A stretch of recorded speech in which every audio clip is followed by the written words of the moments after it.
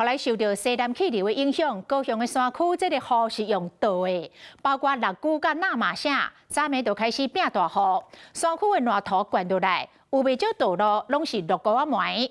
大雨嘛造成溪水涨大水，宝来二桥的桥面互溪水淹过。到昨暝9点半为止，总共撤离2700外的居民。 高雄变大雨，6个月生活里，昨暝规条车路拢予黄土水淹过。乡上大雨，排水袂好消透，排水坑也正做喷水泉，当地大路予大水淹过。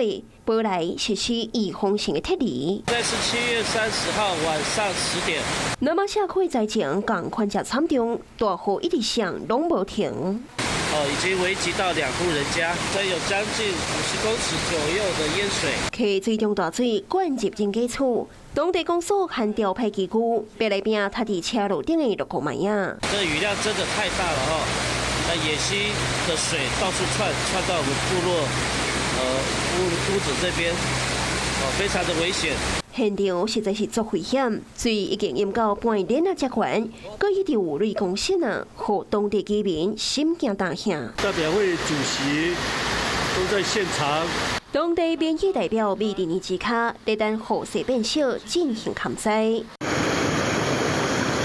宝来二桥79公里半迄搭位啊，水位的高度更加超过桥边，居民提心吊胆过桥。